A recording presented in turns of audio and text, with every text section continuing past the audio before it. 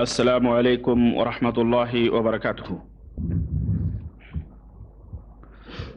الحمد للہ نحمده ونستعینه ونستغفره ونؤمن به ونتوکل علیہ ونعوذ باللہ من شرور انفسنا ومن سیئات اعمالنا من يهده الله فلا مضل له ومن يضلله فلا هادي له ونشهد ان لا اله الا الله ونشهد أن محمدًا عبده ورسوله. أما بعد فإن خير الحديث كتاب الله وخير الهدي هدي محمد صلى الله عليه وسلم وشر الأمور محدثاتها وكل محدثة بدعة وكل بدعة ضلالة وكل ضلالة في النار. قال الله تبارك وتعالى في كلامه المجيد: أعوذ بالله السميع العليم من الشيطان الرجيم. بسم الله الرحمن الرحيم. يا أيها الذين آمنوا اتقوا الله حق تقاته ولا تموتن إلا وأنتم مسلمون. وقال تعالى في مقام آخر: وننزل من القرآن ما هو شفاء ورحمة للمؤمنين ولا يزيد الظالمين إلا خسارا. تمام قسم کی حمد و ثنا اس ذات باری تعالیٰ کے لیے ہے جس نے ہمیں اور آپ کو خلقت وجود سے نوازا۔ درود و سلام کے گوہربار اس عظیم ہستی پر، اس ذات مبارکہ مطہرہ پر جن کا نام نامی اسم گرامی احمد مجتبیٰ محمد مصطفیٰ صلی اللہ علیہ وسلم ہے۔ اللہم صلی علی محمد وعلی آل محمد کما صلیت علی ابراہیم وعلى آل إبراهيم إنك حميد مجيد. اللهم بارك على محمد وعلى آل محمد كما باركت على إبراهيم وعلى آل إبراهيم إنك حميد مجيد. حضرات گرامی قدر، معزز سامعین، نوجوان ساتھیوں، بزرگوں اور بھائیوں، میں بلا کسی تمہید کے اپنے پچھلے موضوع کی طرف پلٹ رہا ہوں، اور جیسا کہ آپ کو علم ہے کہ یہ لیکچر، یہ محاضرے جناتوں کی حقیقت، شیاطین کی حقیقت اور قرآن کریم سے اس کا علاج، ادعیے معصورہ، نبی کریم صلی اللہ علیہ وسلم سے جو دعائیں ثابت ہیں ان سے شیطان سے بچنے کے طریقے، اور اگر کسی کو شیطان نے ظلماً اور عدواناً پکڑ رکھا ہے تو اس سے کیسے بچا جائے، اس کا علاج کیا ہے، قرآن و سنت میں اس کی کیا رہنمائی ہے، اس موضوع کے اوپر آپ نے 2 لیکچر سماعت فرمائے ہیں۔ میں تیسرے لیکچر کو آپ حضرات تک پہنچا رہا ہوں۔ اللہ وحدہ لا شریک سے دعا ہے کہ اللہ تبارک و تعالی ہمیں اخلاص نیت کی توفیق عطا فرمائے اور ہمیں شیطان کے شر سے محفوظ رکھے۔ پچھلے محاضرے میں، پچھلے لیکچر میں نے آپ کے سامنے یہ بات رکھی تھی کہ شیطان کا تعلق انسان سے کس طرح سے ہوتا ہے، کس طرح سے شیطان انسان سے اس کا ربط ہوتا ہے، اس کا تعلق ہوتا ہے، اور اسی طرح سے شیطان کے کیا انسان کو بہکانے کے لیے طریقے اور انسان کو بہکانے کے لیے کیا راستے ہیں۔ میں نے کچھ باتیں آپ کے سامنے رکھی تھیں، آج میں مزید کچھ باتیں آپ حضرات کے سامنے رکھنا چاہوں گا۔ اسی طرح سے شیطان دلوں کے اندر کیسے بگاڑ پیدا کرتا ہے اور کس طرح سے شیطان انسان کو گمراہیت، ہلاکت و تباہی کی طرف لے جاتا ہے اور پھر اس کے اوپر اپنا قبضہ جماتا ہے، چند باتیں میں آج کے اس لیکچر میں آپ کے سامنے رکھنا چاہتا ہوں۔ دوستو، ہم اور آپ اچھی طرح سے جانتے ہیں کہ آج ہمارے بر صغیر ہند و پاک کے اندر، بنگلہ دیش کے اندر اور دنیا کے اندر بھی بہت سارے مسلمان ہمارے بھائی بہن، بیوی، بچے، مائیں، سب اکثر و بیشتر لوگ اس بات کا شکوہ اور شکایت کرتے ہیں کہ فلاں کے اوپر شیطان کا قبضہ، فلاں کے اوپر جن کا قبضہ، فلاں کو شیطان ستا رہا ہے، فلاں کو اس طرح سے تنگ کر رہا ہے۔ میں نے آپ کے سامنے شروع میں یہ بات کہی تھی کہ انشاءاللہ تبارک و تعالی میں آپ کے سامنے ایک ایسا لاہے عمل پیش کروں گا، ایک ایسا اصول اور ضابطہ پیش کروں گا، قرآن و سنت کی روشنی میں ایک ایسا علاج پیش کروں گا کہ اگر اللہ کی توفیق سے آپ اس کے اوپر کاربند ہو گئے تو پھر شیطان، جس کی طاقت و قوت نہایت ہی کمزور ہے، شیطان جو انسان کے مقابلے میں نہایت ہی ضعیف ہے، انشاءاللہ تبارک و تعالیٰ آپ اس سے بچتے رہیں گے۔ انہی میں سے ایک چیز آئیے ہم یہ دیکھتے ہیں کہ شیطان، میں نے بتایا تھا کہ اللہ کے رسول صلی اللہ علیہ وسلم نے فرمایا کہ جب کسی کو چھینک آئے تو اسے الحمدللہ کہنا چاہیے، اور اللہ رب العزت کو یہ چھینک نہایت ہی پسند ہوتی ہے، اور جمائیاں جو ہوتی ہیں وہ اللہ وحدہ لا شریک کو ناپسند ہیں۔ اس لیے جب کسی کو جمائی آئے تو اپنے منہ کے اوپر اپنے ہاتھ کو رکھ لے اور کوشش کرے اس جمائی کو دبانے کے لیے۔ اس سلسلے میں دو حدیثیں میں نے پیش کی تھیں۔ ایک حدیث کا مفہوم یہ تھا کہ شیطان جب آدمی منہ پھیلا کے جو ہے جمائی لیتا ہے تو وہ شیطان ہنستا ہے، اور دوسری حدیث میں نے پیش کی تھی کہ جس میں اللہ کے رسول صلی اللہ علیہ وسلم نے فرمایا کہ جب جمائی آدمی لیتا ہے شیطان اس کے منہ کے اندر داخل ہونے کی کوشش کرتا ہے یا داخل ہوتا ہے۔ شیطان سے انسان کا کس طرح سے تعلق ہوتا ہے، آئیے صحیح بخاری اور صحیح مسلم کی روایت کے حوالے سے میں یہ بات آپ کے سامنے عرض کروں۔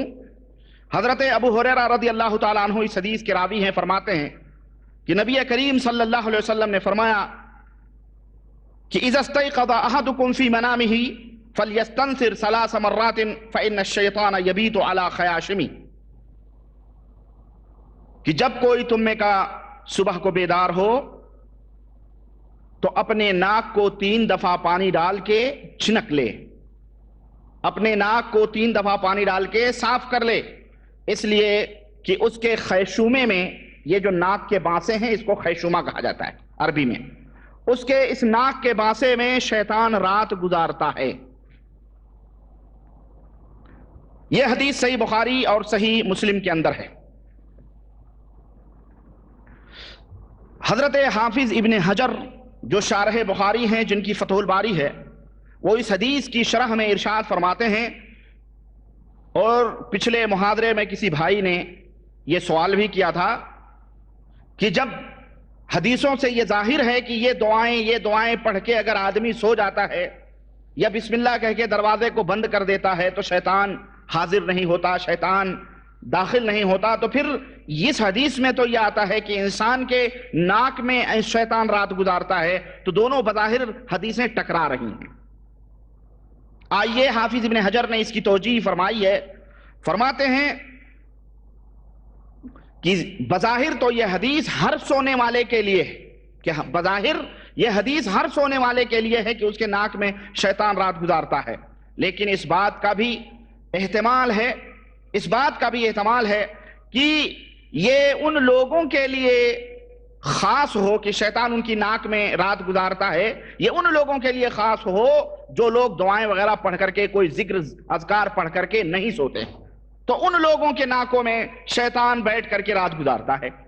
اور جیسے کہ حضرت ابو ہریرہ رضی اللہ عنہ کی حدیث گزری ہے کہ شیطان نے کہا اگر کوئی آیت الکرسی پڑھ کے سو جائے تو وہ شیطان کے شر سے محفوظ رہتا ہے، اور اس بات کا بھی احتمال ہے کہ اس سے مراد اس حدیث سے یہ ہو کہ شیطان دل کے قریب نہیں ہوتا ہے۔ جو لوگ ذکر اور اذکار، دعائیں، قرآن یا جو آیت الکرسی اور جو نبی کریم صلی اللہ علیہ وسلم سے سونے کی دعائیں ثابت ہیں، جو لوگ یہ پڑھ کے سوتے ہیں تو شیطان ان کے دل سے قریب نہیں ہوتا ہے، یعنی دل میں داخل ہو کے وسوسے نہیں ڈالتا ہے، تب رہا کہ اس کی ناک میں بیٹھ کے ضرور وہ رات گزارتا ہے۔ بات سمجھ میں آ رہی؟ یہ توجیہ حافظ ابن حجر رحمت اللہ علیہ نے کی ہے.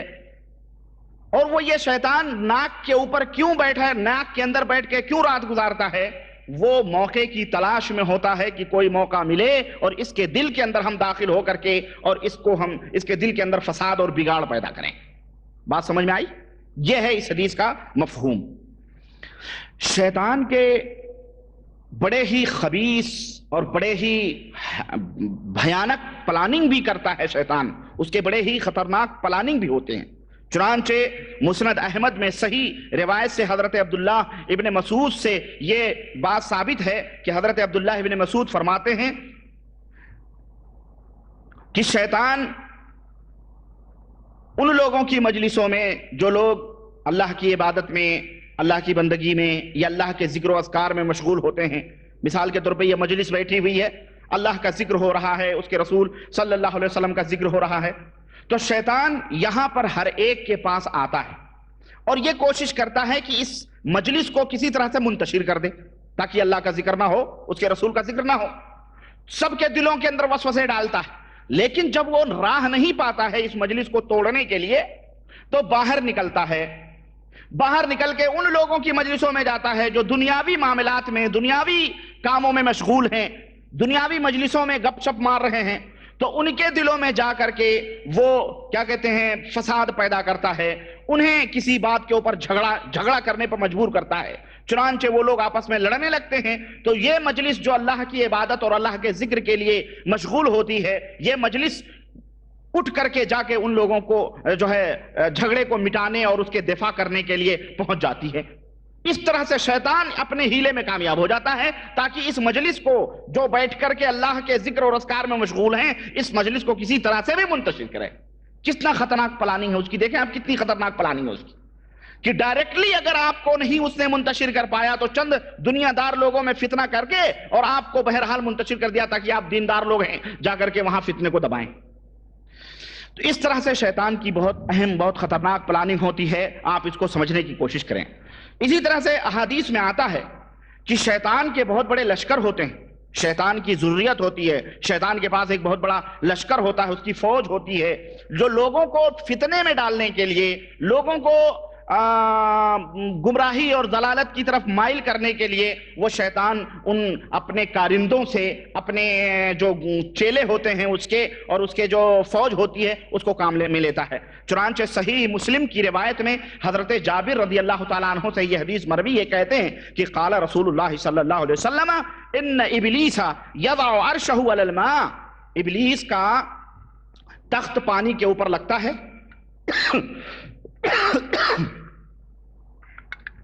ابلیس اپنا تخت پانی کے اوپر بچھاتا ہے اور پھر اپنے اس کے جتنے بھی چیلے چاپڑ ہوتے ہیں سب اس کے پاس آتے ہیں, تو ایک ایک جھنڈ ان لوگوں کو حکم دیتا ہے کہ جاؤ اب لوگوں کو فتنے اور آزمائشوں میں مبتلا کرو.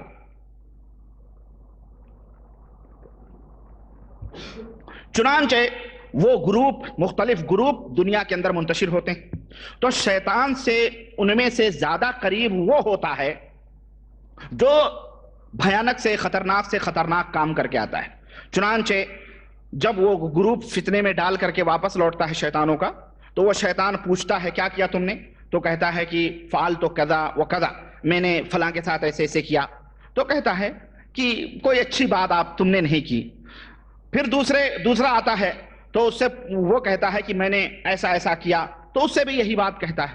تیسرا آتا ہے گروپ, وہ کہتا ہے کہ ما ترکتہ حتی فرقت بینہ و بین امرأتہ, میں نے اس آدمی کے پیچھے پڑ کے یہاں تک میں نے اس کو گمراہ کیا کہ اس کی بیوی اور اس کے درمیان میں نے تفرقہ ڈال دیا, جدائی پیدا کر دی.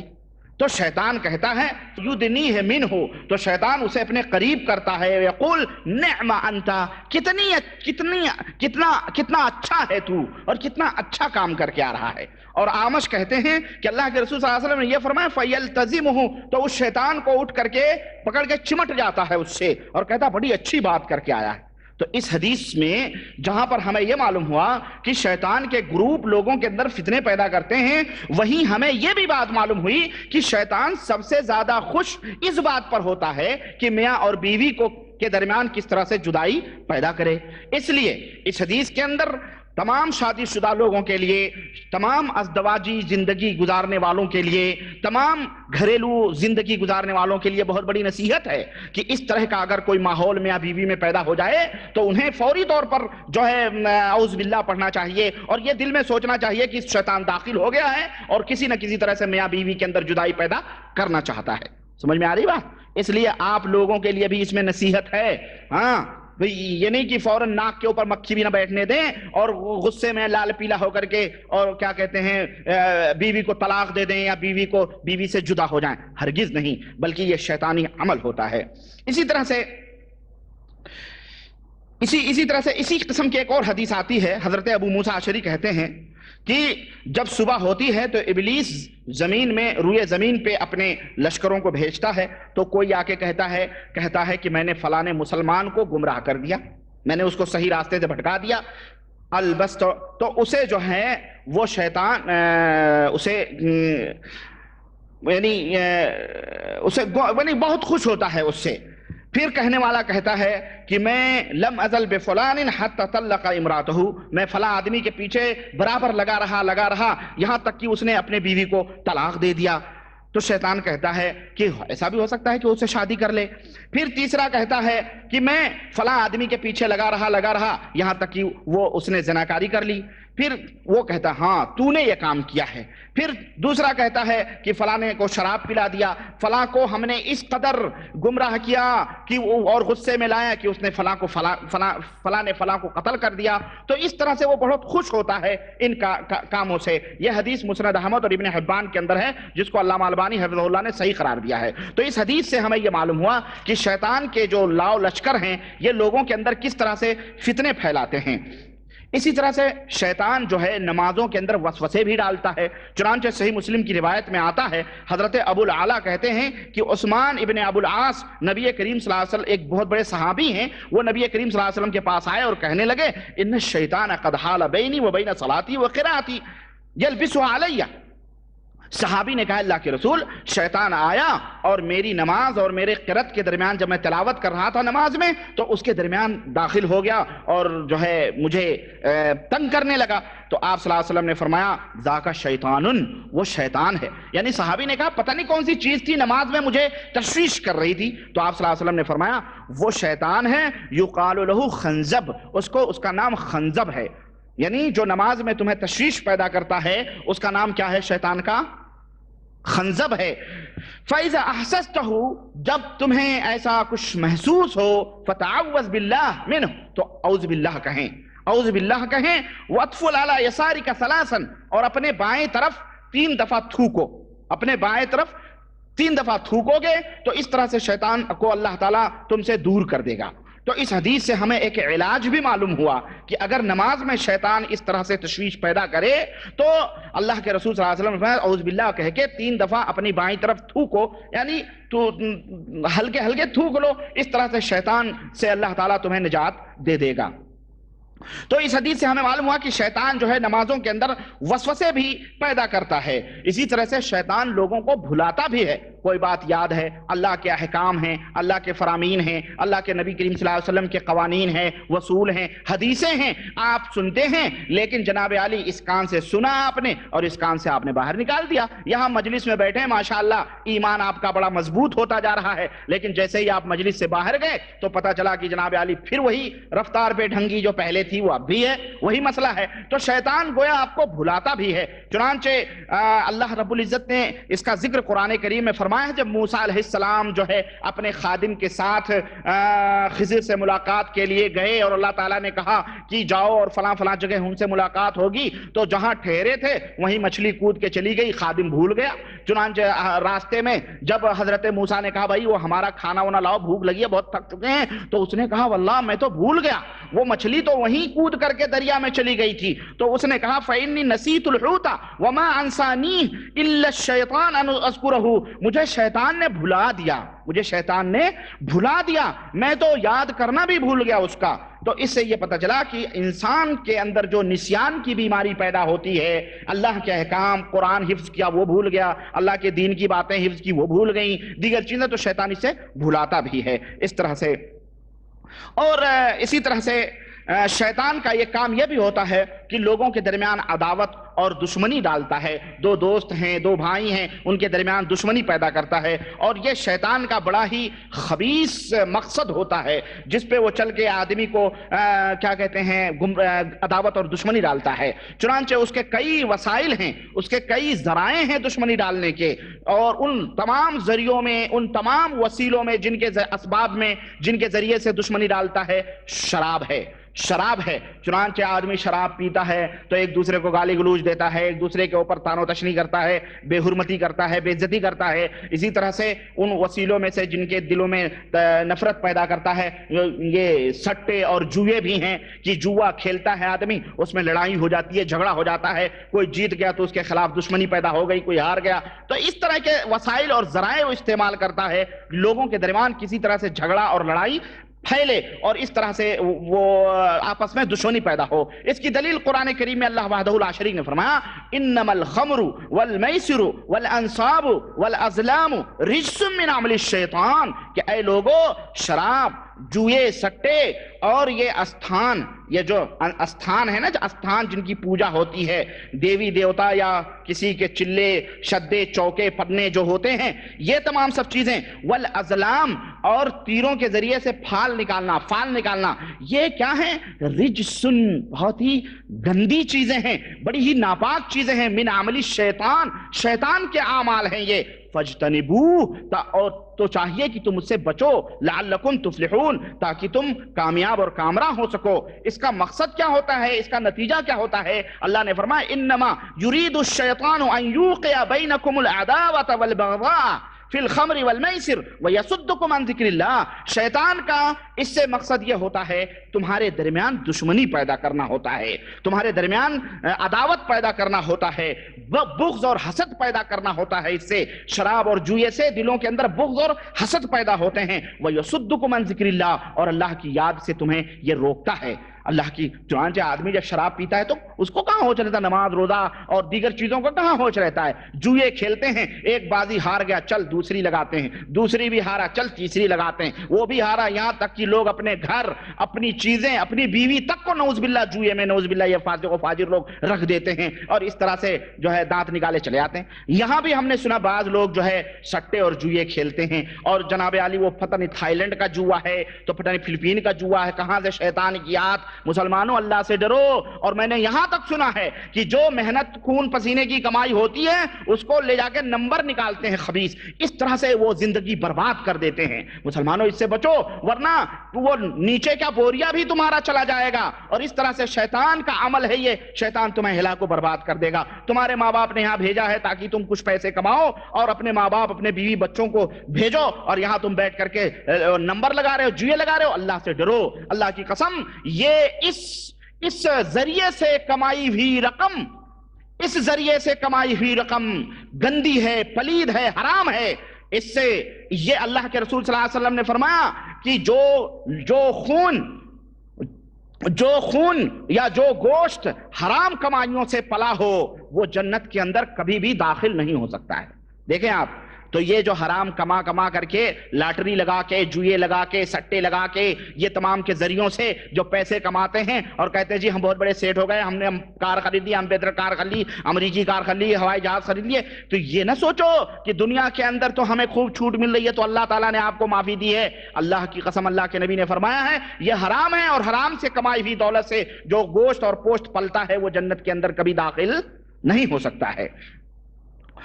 اسی طرح سے اللہ کے رسول، اسی طرح سے حضرت ابو ہریرہ رضی اللہ تعالیٰ عنہ کہتے ہیں کہ ایک ذریعہ یہ بھی ہے شیطان کا لوگوں کے درمیان عداوت اور دشمنی ڈالنے کا. حضرت ابو ہریرہ رضی اللہ تعالیٰ عنہ کہتے ہیں کہ رسول اللہ صلی اللہ علیہ وسلم نے فرمایا لا یشیرن احدکم الی اخیہ بالسلاح فانه لا یدری لعل الشیطان ان ینزغ فی یدہ فیقع فی حفرۃ من النار. رواہ البخاری و مسلم. کہتے ہیں کہ اللہ کے رسول صلی اللہ علیہ وسلم نے فرمایا کہ اپنے مسلمان بھائی کو جب کبھی اشارہ کرو تو اپنے ہاتھ میں ہتھیار وغیرہ لے کے نہ اشارہ کرو. چھری ہے، بندوق ہے، پستول ہے، بم ہے، لاٹھی ہے، ڈنڈا ہے، یا کسی قسم کی لکڑی ہے، اس سے نہ اشارہ کرو ہے فلاں ادھر آؤ. یہ اس طرح سے نہ اشارہ کرو. کیوں؟ اللہ کے رسول صلی اللہ علیہ وسلم فرماتے ہیں ممکن ہے کہ شیطان وہ ہاتھ ذرا لمبا کر دے تو وہ چھری یہاں ہے پیٹ میں گھس جائے. پستول آپ کے ہاتھ میں، چلو ادھر آؤ، چلو ادھر آؤ، چلو، آپ کی انگلی شیطان زخم دبا کر کے ٹیگر پہ رکھ دے تو اس طرح سے تم جہنم میں چلے جاؤ گے. تو اس طرح مسلمانوں کی عزت و حرمت محفوظ کی ہے اللہ کے رسول صلی اللہ علیہ وسلم نے. تو اس طرح سے بھی اللہ کے رسول صلی اللہ علیہ وسلم نے یہ راستہ بھی شیطان کا بند کر دیا ہے اپنی امت کے لیے کہ اپنے مسلمان بھائیوں کو اس طرح سے بھی اشارہ نہ کرو. یہ ہے نبی کریم صلی اللہ علیہ وسلم کی تعلیم. اسی طرح سے اللہ کے رسول صلی اللہ علیہ وسلم نے فرمایا کہ بدتمیزی کرنے سے، کسی کا تمسخر اور مذاق اڑانے سے بھی آپس میں دشمنی پیدا ہوتی ہے. یہ بھی ایک ذریعہ ہے دشمنی پیدا کرنے کا. اللہ کے نبی نے فرمایا کہ اتقوا النار ولو بشق تمرۃ، اے لوگو جہنم کی آگ سے بچو بھلے کھجور کا ایک ٹکڑا ہی صحیح. فمن لم یجد فبکلمۃ طیبۃ، اگر کوئی شخص اتنا بھی نہ پائے کہ کھجور کا ایک ٹکڑا اللہ کی راہ میں صدقہ اور خیرات کر دے تو اسے چاہیے کہ کسی سے بھلی بات کہہ دے، اچھی بات سمجھا دے، نصیحت کر دے، تو اس کا بھی اس کو ثواب اور اجر ملے گا. اسی طرح سے یہ تمام سب چیزیں اللہ کے نبی صلی اللہ علیہ وسلم نے ان تمام ذریعوں کو، ان تمام دروازوں کو بند کرنے کے لیے کیا ہے جس سے کہ شیطان داخل ہو سکتا ہے، جس سے کہ شیطان آپ کے اندر داخل ہو سکتا ہے. اسی طرح سے حضرت جابر رضی اللہ تعالیٰ عنہ سے روایت کہتے ہیں کہ ان الشیطان قد ایس ان یعبده المصلون فی جزیرۃ العرب ولکن فی التحریش بینہم، رواہ مسلم. حضرت جابر رضی اللہ عنہ کہتے ہیں کہ رسول اللہ صلی اللہ علیہ وسلم نے فرمایا کہ شیطان اس بات سے نا امید ہو چکا ہے کہ جزیرۃ العرب میں کسی بت کی پوجا کی جائے. یعنی نمازی ان یعبده المصلون فی جزیرۃ العرب، کہ نماز پڑھنے والے، دیکھیں اللہ تعالیٰ نے نماز پڑھنے والوں کی قید لگائی ہے کہ جزیرۃ العرب میں نماز پڑھنے والے کسی کی عبادت کریں اللہ کو چھوڑ کر، یا اللہ کو چھوڑ کر شیطان کی عبادت کریں. نماز پڑھنے والے جزیرۃ العرب میں نماز پڑھنے والے اللہ کو چھوڑ کر شیطان کی عبادت کریں، یہ شیطان اس سے نا امید ہو چکا ہے. ولیکن یعنی نا امید یعنی اس کی عبادت نماز پڑھنے والے ہرگز نہیں کریں گے شیطان کی، لیکن اس بات سے نا امید نہیں ہوا ہے کہ تمہارے درمیان دشمنیاں پیدا کرے، یہ کرے گا، اس بات سے نا امید نہیں ہوا. یہ حدیث صحیح مسلم کے اندر ہے. اب آگے چلتے ہیں ہم کہ شیطان میں، انسان میں شیطان کی جگہ کہاں ہے. یعنی جب آپ ہیں، ہم ہیں، کوئی بھی ہے، اس میں شیطان کہاں رہتا ہے. اللہ کے رسول صلی اللہ علیہ وسلم کی حدیث صحیح بخاری اور صحیح مسلم کی، آپ صلی اللہ علیہ وسلم نے فرمایا ان الشیطان یجری من ابن آدم مجرى الدم، شیطان ابن آدم کی رگوں میں، انسان کی رگوں میں، چاہے وہ مرد ہو یا عورت ہو، بچہ ہو کہ بوڑھا ہو، جوان ہو، کوئی، اس کی رگوں میں خون کی نالیوں میں دوڑتا ہے. جس طرح خون نالیوں میں رگوں میں دوڑتا ہے اسی طرح سے شیطان بھی دوڑتا ہے. تو اس حدیث سے ہمیں یہ معلوم ہوا کہ شیطان ہمیشہ آدمی کے ساتھ ہوتا ہے، ہمیشہ آدمی.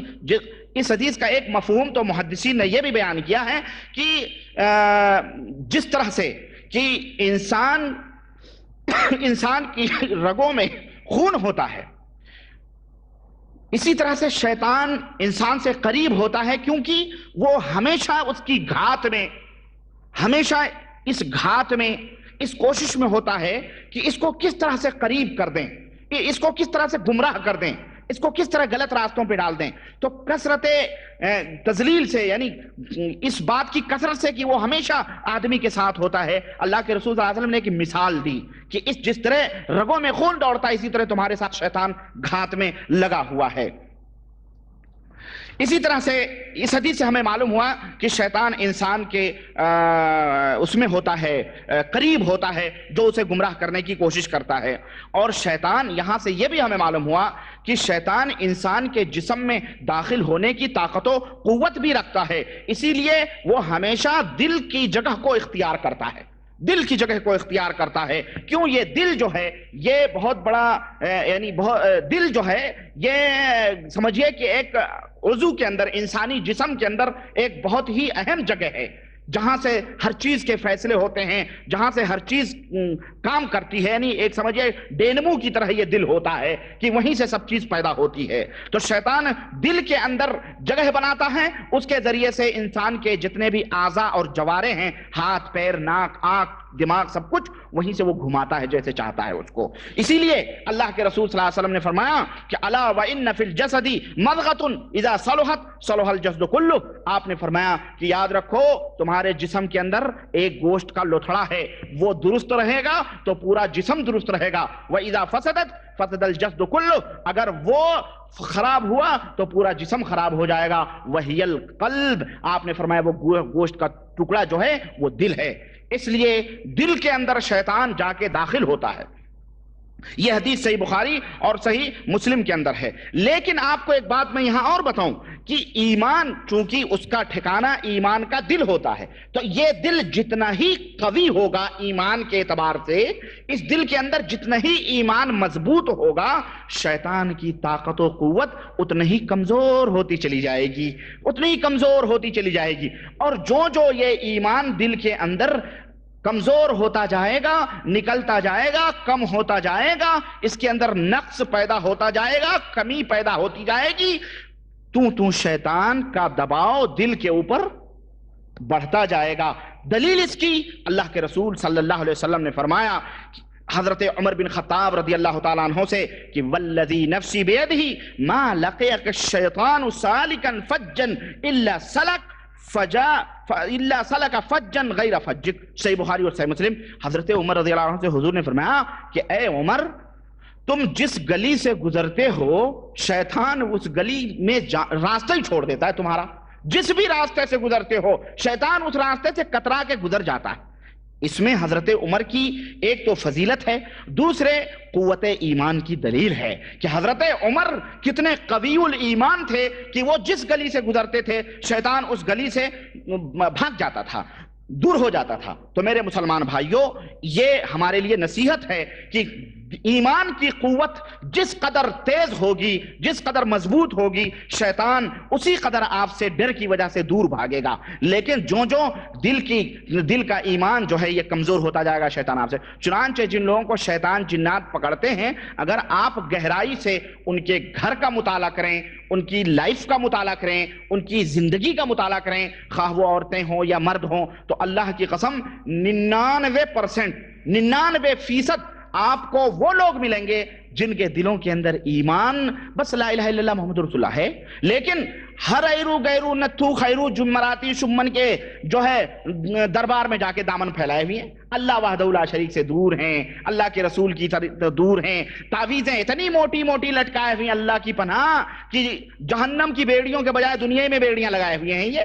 اور اس طرح سے جہاں دیکھو وہیں منہ مار رہے ہیں. فلانے نے کہا ارے فلانے بابا کے پاس چلے جاؤ، ارے وہ تو فوراً تم کو پاک صاف کر دیں گے، وہاں دوڑ کے چلے گئے. کسی نے کہا فلانے خالہ کا مزار ہے وہاں چلے جاؤ، وہاں جا کے خاک چاٹنے لگے. کسی نے کہا فلانے مرغا ذبح، یعنی ایمان ان کا کچھ بھی نہیں سوا بس جہاں بھی چاہا وہیں پہنچ گئے. تو ایسے لوگوں کے اوپر شیطان تو مسلط ہی رہتا ہے نا، تو ایسے لوگوں کو شیطان اس طرح سے مسلط کرتا ہے، ان کے اوپر مسلط ہوتا ہے. تو کہنے کا مطلب لیکن میں نے دیکھے ہیں ایسے لوگوں کو بھی جنہوں کے الحمدللہ جو قرآن و حدیث کے متبع ہیں، جو موحد ہیں، جو شرک سے دور رہتے ہیں، یہ درگاہی، یہ فرگاہی، یہ تعزیے، یہ شدے، یہ عالم، یہ چوکے، یہ ان بدعات خرافات سے دور رہتے ہیں. ان کے بچے بغیر تعویذ گنڈے پہنے ہوئے موٹے مسنڈے ہوتے ہیں، انہیں کبھی شیطان نہیں چھوتا ہے الحمدللہ، نہ ان کے قریب آتا ہے. تو جس قدر ایمان گندا ہوگا شیطان کی جگہ بھی گندگی ہے، اسی قدر ایمان، اسی قدر شیطان اس کے اوپر مسلط ہوگا. اسی طرح سے حضرت بعض صحابہ، ایک صحابی کا بیان ہے کہ میں نبی کریم صلی اللہ علیہ وسلم کے پیچھے ایک گدھییا پہ بیٹھا ہوا تھا، ایک گدھے پہ بیٹھا ہوا تھا. تو گدھا جو تھا وہ بچکا نہیں بلکہ یعنی اس کو ٹھوکر لگی بیچارے کو، گدھے کو. دو آدمی تھے نا، ایک تو حضور صلی اللہ علیہ وسلم بھی بیٹھے تھے، اس کے اوپر ایک صحابی بھی بیٹھے تھے. تو گدھا تھوڑا سا مطلب اس کا پیر تھوڑا بینڈ ہو گیا یا تھوڑا سا مطلب لچک پیدا ہوئی. تو صحابی کہتے ہیں میں نے کہا تعس الشیطان، شیطان ہلاک و برباد ہو. فقال للنبی صلی اللہ علیہ وسلم، تو مجھ سے نبی صلی اللہ علیہ وسلم نے فرمایا لا تقل تعس الشیطان، یہ نہ کہو کہ شیطان ہلاک و برباد ہو. فإنک اذا قلت تعس الشیطان تعاظم فی نفسہ وقال صرعته بقوتی. تو اللہ کے نبی نے فرمایا جب یہ کہو گے یہ ہلاک ہو جائے شیطان، تو اللہ کے نبی نے فرمایا اس طرح سے شیطان تکبر میں آئے گا اور کہے گا دیکھو میں نے اپنی طاقت سے ان لوگوں کو نقصان پہنچا دیا، ان کو نقصان پہنچا دیا. بلکہ کیا کہو اذا قلت بسم اللہ تصاغرت الیہ نفسہ حتی یکون اصغر من ذباب، لیکن جب تم بسم اللہ کہہ دو گے تو شیطان مکھی سے بھی زیادہ حقیر اور ذلیل ہو جائے گا تمہارے سامنے۔ بات سمجھ میں آ رہی ہے؟ دیکھیں اللہ کے کلام میں کتنی تاثیر ہے، بسم اللہ کہہ کر کے اس طرح سے تاثیر ہے، اللہ کے نبی نے اپنے ساتھی کو سمجھایا۔ اس حدیث سے ہمیں جہاں ایک علاج کا پتہ چلا، دوسرے یہاں بھی ہمیں یہ معلوم ہوا کہ گدھے کی سواری یہ جائز ہے۔ گدھے کی سواری، ہمارے ملکوں میں گدھے کو بڑا حقیر سمجھا جاتا ہے نا۔ کوئی آدمی اگر گدھے پہ بیٹھ کے جائے تو کہتے ہیں، اگر کوئی آدمی سے کوئی غلطی ہو گئی تو کہتے ہیں اس کو گدھے پہ بٹھا کے گھما دو ہے نہیں؟ تو بھائی کہتے ہیں یہ سب سے بڑی حقارت کی چیز ہے۔ ٹھیک ہے، لیکن اتنا معیوب نہیں ہے۔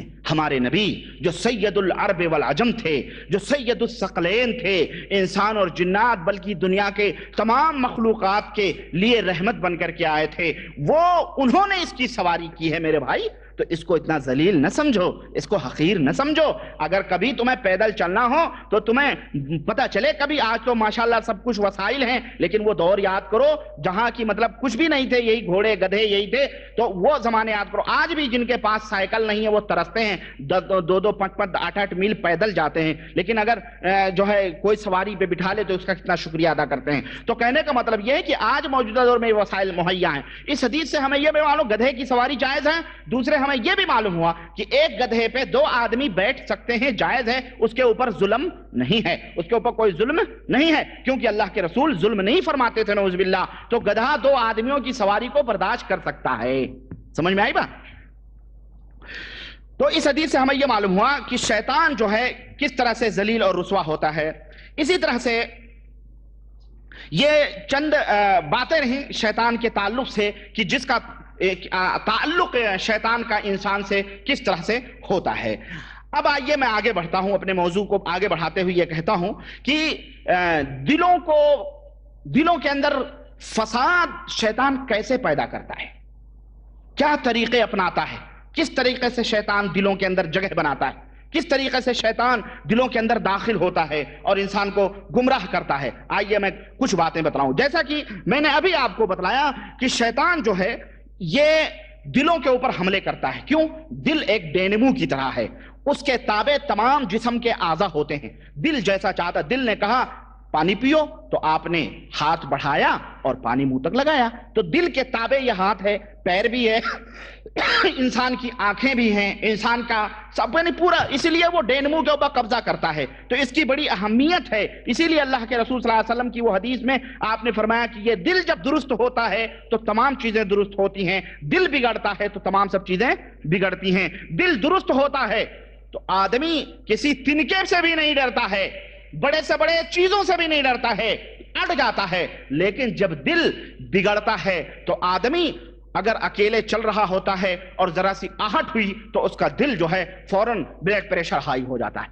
ہاں، فوری طور پر اس کا ذرہ سا کچھ ہوا، اس کا دل کمزور ہے۔ کیوں؟ شیطان اس کے اوپر مسلط ہے۔ ذرہ سا کچھ ہوا، بلی راستے سے گزر گئی، حاجی صاحب باہر گھر لوٹ آئے، بیگم نے پوچھا کیوں لوٹ آئے؟ کہنے لگے بلی راستے سے گزر گئی، اب تو آج کا کام ہی نہیں ہوگا، فلاں نے چھینک دیا، لو اب اس نے چھینک دیا، ہمارا یہ کام ہی نہیں ہوگا۔ یہ دلوں کی دل ہے، یہ ایمان کی کمزوریوں کی نشانیاں ہیں۔ یہ تو دل جب صحیح ہوتا ہے تو آدمی مضبوط ہوتا ہے، لیکن جب یہ دل کمزور ہوتا ہے تو اس کے اندر شیطان کا تسلط ہوتا ہے اور شیطان جیسے چاہتا ہے اس کو گمراہ کرتا ہے۔ اب آئیے میں بتاؤں کہ شیطان دل میں کیسے داخل ہوتا ہے۔ اس کے کئی طریقے ہیں شیطان کے داخل ہونے کے، اور اللہ وحدہ لا شریک نے اس کو یہ مطلب طاقت دی ہے کہ وہ آدمی کو گمراہ کر سکے، کسی طرح سے اس کو بہکا سکے، اس کے اندر یہ چیز ہیں۔ چنانچہ دل ہمیشہ شیطان ہمیشہ ان دلوں کے اندر داخل ہوتا ہے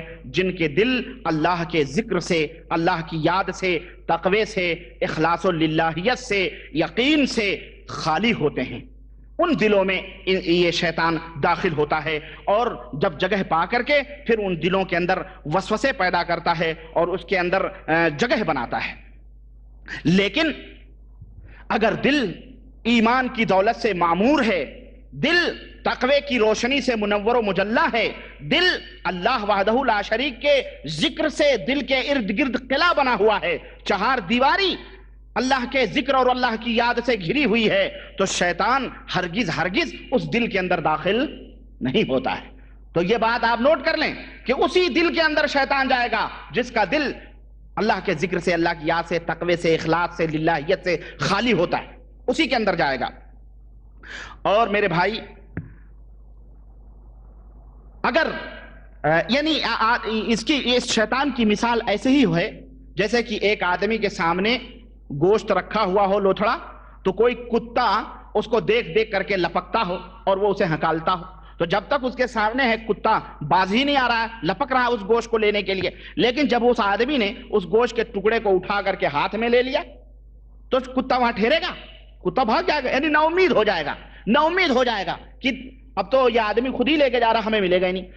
اسی طرح سے شیطان انسان کے دل کی طرف لپکتا ہے اور وہ کوشش کرتا ہے کہ اس کے دل کو کس طرح سے داخل ہوں اس کے دل کے اندر اور پھر اس کو ہم غلط راہوں پہ ڈالیں۔ لیکن جب آدمی اللہ کی یاد سے غافل نہیں رہتا، اللہ کو ہمیشہ یاد کرتا ہے، نمازیں پڑھتا ہے، روزے رکھتا ہے، اللہ کی ہمیشہ استغفر اللہ، لا الہ الا اللہ، اللہ اکبر سبحان اللہ کی یاد میں رہتا ہے، تو دل ہرگز، تو وہ شیطان پھر نا امید ہو جاتا ہے اور مایوس ہو جاتا ہے۔ اسی طرح سے دل کے تقوی کا جو زور ہوتا ہے، دل کے اندر جو پرہیزگاریاں ہوتی ہیں، اخلاص ہوتا ہے، للہیت ہوتی ہے، اس سے وہ دور بھاگتا ہے، اور جب آدمی اعوذ باللہ من الشیطان الرجیم کہہ دیتا ہے تو شیطان وہاں سے پلٹ کر کے چلا جاتا ہے۔ اور اس کلمہ اعوذ باللہ من الشیطان الرجیم کی بہت بڑی فضیلت ہے، یہ کہنے کے لیے مختلف احادیث اس سلسلے میں آ رہے ہیں کہ اس طرح سے شیطان دور بھاگ جاتا ہے جب کوئی بندہ اس طرح سے کہتا ہے۔ اب چلیں اب اس طرح سے شیطان میں نے بتایا کہ دل میں داخل ہونے کی کوشش کرتا ہے، اور ان دلوں میں داخل ہوتا ہے، ان گھروں میں داخل ہوتا ہے جو گھر اللہ کے ذکر سے، اللہ کی یاد سے غافل ہوتے ہیں۔ اب یہ جو شیطان ہوتا ہے جب آدمی کو گمراہ کرتا ہے، آدمی کو دھوکہ دیتا ہے، آدمی کو مصیبتوں میں مبتلا کرتا ہے، تو ایک بیک نہیں مبتلا کرتا ہے، بلکہ اس کے کچھ درجات ہیں، اس کے کچھ مراتب ہیں، یعنی اس کے کچھ اسٹیپ بائی اسٹیپ، یعنی کہ ڈائریکٹلی طور پر آپ کو نہیں، اس کے کچھ درجات ہیں۔ اس طرح سے شیطان آدمی کو گمراہ کرتا ہے۔ آئیے سب سے پہلا درجہ کیا ہے گمراہیت کا، کہ شیطان کس طرح سے آدمی کو پہلے اسٹیپ میں کس طرح سے اس کو گمراہ کرتا ہے۔ سب سے پہلا درجہ یہ ہے کہ ہمیشہ شیطان اس کوشش میں ہوتا ہے کہ اس بندے کو شرک کے اندر، کفر کے اندر ملوث کر دے، شرک اور کفر کے اندر اس کو ملوث کر دے، اللہ اور اس کے رسول کی دشمنی اس کے دلوں کے اندر ڈال دے۔ تو جب شیطان اس کے اوپر قابو پا لیتا ہے کہ اس کے دل کے اندر شرک ڈال دیتا ہے، کفر ڈال دیتا ہے، تو پھر خلاص وہ مطمئن ہو کے بیٹھ جاتا ہے، اور وہ یہ کہتا ہے جو مجھے مقصد تھا، جو میرا مطلوب تھا،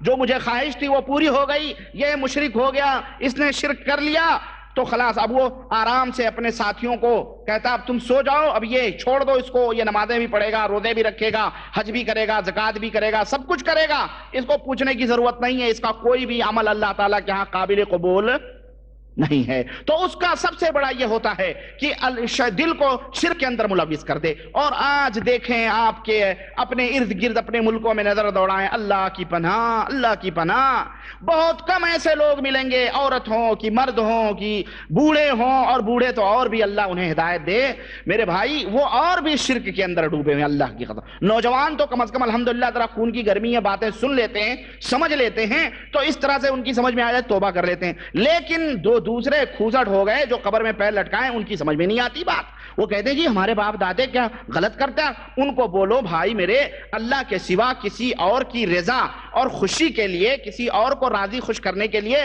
اللہ کے بنائے ہوئے ان مخلوقات کو، جانوروں کو مت ذبح کرو، اللہ نے انہیں زندگی دی ہے، تم غیروں کی خوشی کے لیے کیوں ذبح کرتے ہو؟ تو کہیں گے جی ہم تو برسوں سے کرتے چلے آئے، اگر ہم نہیں کریں گے مرغا تو ہمارا بیٹا مر جائے گا، ہماری بھینس مر جائے گی، ہمارا کھیت برباد ہو جائے گا، ہمارا یہ ہوگا، ہمارا وہ ہوگا۔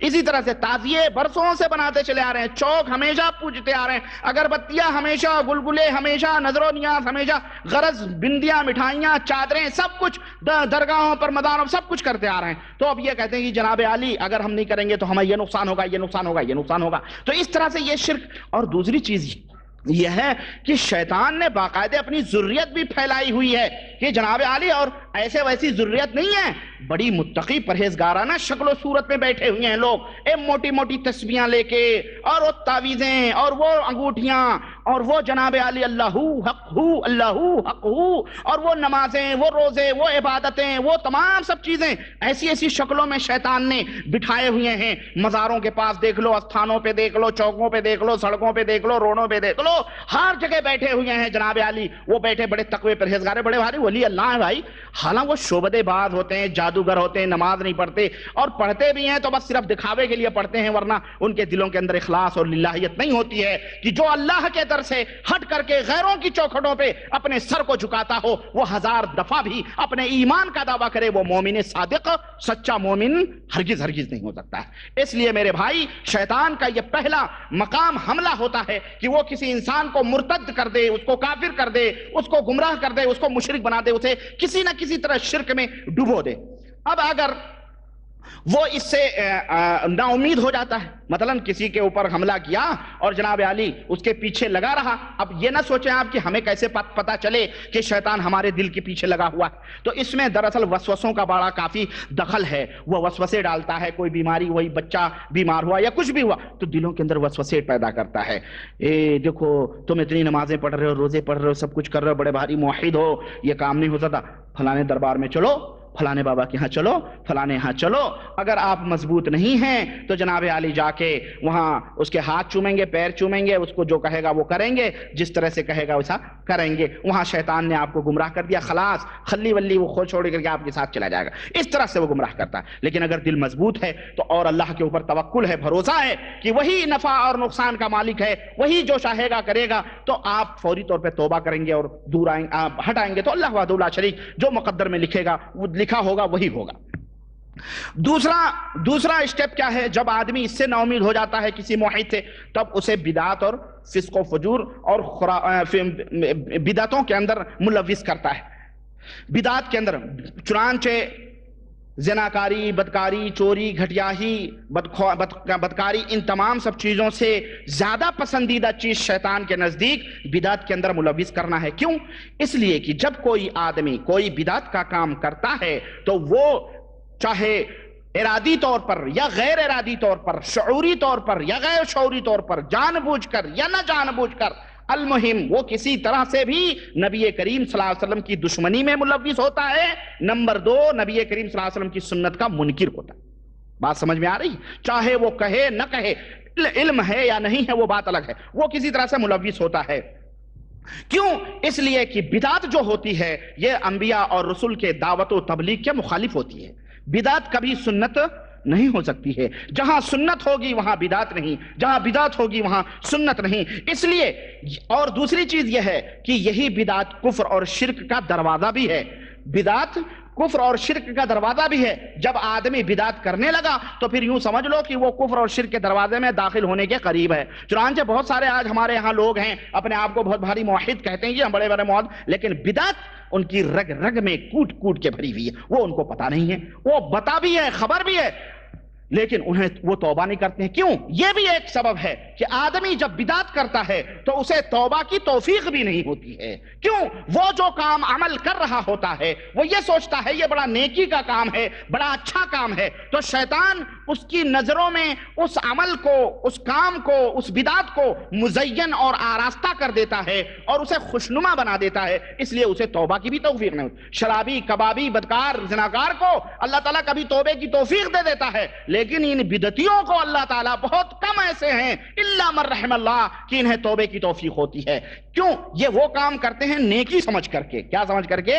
نیکی سمجھ کر کے جوتا مارتے ہیں دوستی کی آڑ میں، محبت کر کے جوتا مارتے ہیں، سمجھ رہے ہیں؟ تو یہ اس لیے ایسے لوگ کبھی سدھر نہیں سکتے جلدی۔ چنانچہ اللہ وحدہ لا شریک نے اس سلسلے میں فرمایا ہے قرآن کریم کے اندر کہ یہ لوگ وہ ہیں جن کے نظروں میں زین لہم الشیطان اعمالہم، شیطان نے ان کی نظروں میں ان کے اعمال کو مزین اور آراستہ کر دیا ہے۔ تو جب وہ شیطان کوشش کرتا ہے اس کو بدعت میں ملوث کرنے کے لیے، لیکن جب وہ عاجز آ جاتا ہے کہ چلو بھائی اس کو بدعت کہہ رہا یہ کر وہ کر یہ کر، تیجا 40واں سویم یہ وہ دنیا جو ہمارے یہاں بدعت رائج ہے میرے بھائی، وہ تو کہنے کی کیا ضرورت ہے۔ تو جب نا امید ہو جاتا ہے تو پھر کیا کرتا ہے، تو پھر اب وہ یہ سوچتا ہے اب اس کو کیسے ہم شکار کریں، تو تیسرے مرحلے پہ کیا آتا ہے، یعنی ساتھ نہیں چھوڑتا ہے، وہ کوئی نہ کوئی عیب میں ملوث کرتا ہے۔ تیسرے مرحلے میں آتا ہے اور وہ یہ ان کے وہ کیا کرتا ہے کہ ان کو گناہ کبیرہ کے اندر ملوث کرتا ہے۔ چل بھائی بدعت نہیں کیا ٹھیک ہے، چل زناکاری کر لے، چل بدکاری کر لے، یعنی کسی نہ کسی ناحیے سے ان کو بدکاریوں کے اندر ملوث کرنے کی کوشش کرتا ہے، اور وہ اس کے بیچارے اللہ نے اگر رحم فرمایا تو ٹھیک ہے، نہیں تو وہ اس کے شکار ہو جاتے ہیں۔ اللہ وحدہ لا شریک نے قرآن کریم میں فرمایا ان الذین یحبون ان تشیع الفاحشۃ فی الذین آمنوا لہم عذاب علیم فی الدنیا والآخرہ، وہ لوگ جو مومنوں کے اندر بدکاریوں کو، بے حیائیوں کو پھیلانا چاہتے ہیں اور اس کے لیے تگ و دو کر رہے ہیں، کوشش کر رہے ہیں، اللہ نے فرمایا ان کے لیے دنیا اور آخرت میں دردناک عذاب ہے۔ اس لیے کوئی ایسا کام، کوئی ایسا عمل زندگی کے اندر بھلے آپ بدعت سے محفوظ ہیں لیکن ایسا عمل نہ کریں جس کی وجہ سے مومنین فتنے کے اندر پڑیں، انہیں آپ ذریعہ بنیں حرام کاری بدکاری کا، اور برائی کسی بھی ذریعے سے آپ پھیلانے کی کوشش کریں۔ اللہ تعالیٰ نے دنیا میں بہت سارے حلال روزیاں رکھی ہوئی ہیں، آپ حلال روزیوں کی جستجو اور تلاش کریں۔